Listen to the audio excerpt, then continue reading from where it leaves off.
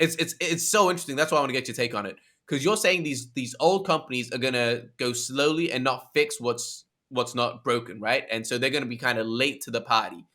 At the same time, it seems very unlikely that all of the new games and that are coming up are just going to come up and capture all of the market share. Like, what I think is going to happen is you're going to have one or two standout games, like in my opinion, Illuvium, like games like that, which really come out that match the quality of what we're already using, kind of show the proof of concept, the proof of success to the legacy games, and then the legacy games are going to come back and join it. So like a Call of Duty, things like that. I don't think they're going to go away. They might be slow to it, but I think once they see it working for a couple of like top quality AAA games of the same caliber, they're going to catch up, and a lot of the new Web3 games that are building are just going to fall to the wayside because they already have the branding. All they need to do is switch it now. I don't see it as, oh, they're too slow, they're not going to catch up ever, and we're just going to have a whole bunch of new games and the old brands are going to go away. I don't see that. I see that not most, but a large majority of the old brands are going to come on once we have that proof of concept. And the example that I used in that Illuva talks was what's Axie. Axie was the proof of potential, not proof of success. That was the proof of potential of what could be done in the space. And I think a game like Illuvium is going to be proof of concept, like proof of, yo, this is a sustainable model. The quality is there. We're actually able to onboard these players. It's done like this now. That means we can come in and join them as well. What do you think? Do you think that it is going to be that, oh, these guys are just going to move way too slowly, that they're just not going to catch up? Or do you agree that actually it's just going to be like maybe a handful of the Web3 games that we're seeing now survive and take those spots and be joined by the rest of the other Legacy 2 games, Web 2 games at a later date? What do you guys think about that? Annie, do you want to go first? Yeah, I'll jump in, and then Will, I want to get your take on some of the Web 2 development studios over time. I think this is going to be interesting. Let's, in my mind, let's distinguish TSG between a game studio and titles.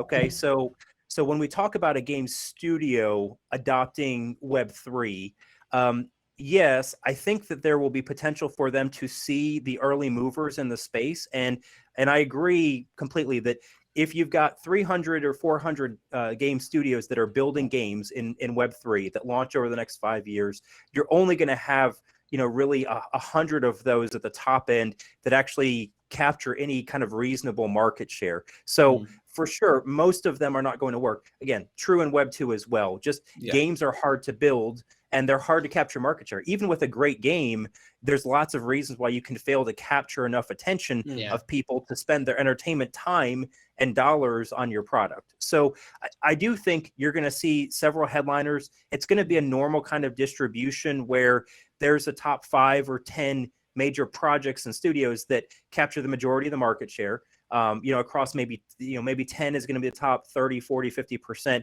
And then you're going to have the tail where you still have some very good gaming projects that get, a few 100,000 users or, a million users. And that's plenty. They're going to be fully profitable. It's going to fund the studio to put out the next title. So from a studio standpoint, I agree with that.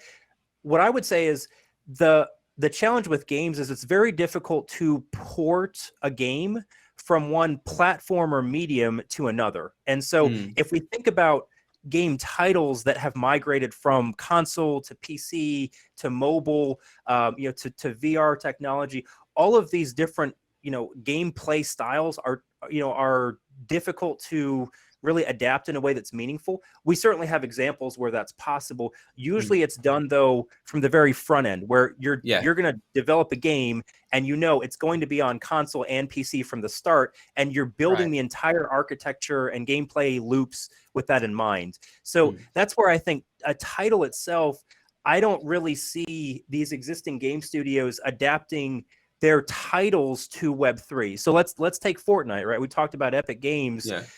It would be cool if Fortnite integrated NFTs into their skins, right? Like, wouldn't it be awesome if I could do that, drop it over to the blockchain?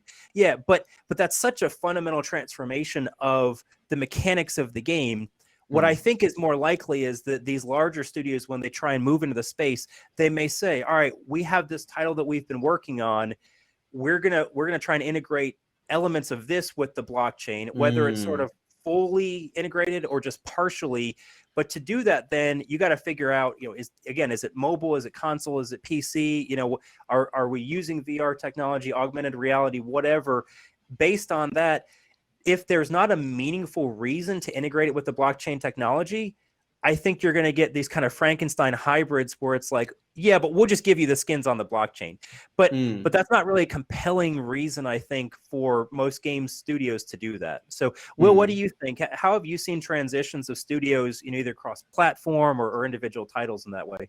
I mean, we've seen a lot of cross-gen and cross-platform games being built for both, like being played on console and on PC. A lot more of that in the past few years as like next gen, like PS5 and came and such. We've seen a lot more of that. I like what you said there, TSG, about like, yeah, we'll see 1 or 2 or 3 or 4 big games coming for Web3 space. And Annie, I think you did well to explain that too. And I agree with you that I think it's gonna seem like in Web3, like a lot of companies are failing, like a lot of games are failing with their, like companies are failing with their games, but that's just not the case. There's just so many. I don't know. I go on YouTube and I search for NFT games, and it's like earn $20 a day with this NFT game, and that's not gonna exist in like 20 days. That game, and it's like, How to earn $20 in like for 20 days? That's it. yeah, exactly. It just seems like a lot of these games are gonna fail, but like you said, Annie, like in reality, it's just a few. Like, yeah, there's a lot of good games out there, but just a few of them who are being created that actually make it. So yeah, that's kind of what I'll say. Didn't say too much, but I think, like you said, like a few big companies in Web3, and once we see those succeed, I do, like you said, like other Web2 companies will see like, oh, okay, well, maybe this Web3 game can actually compete.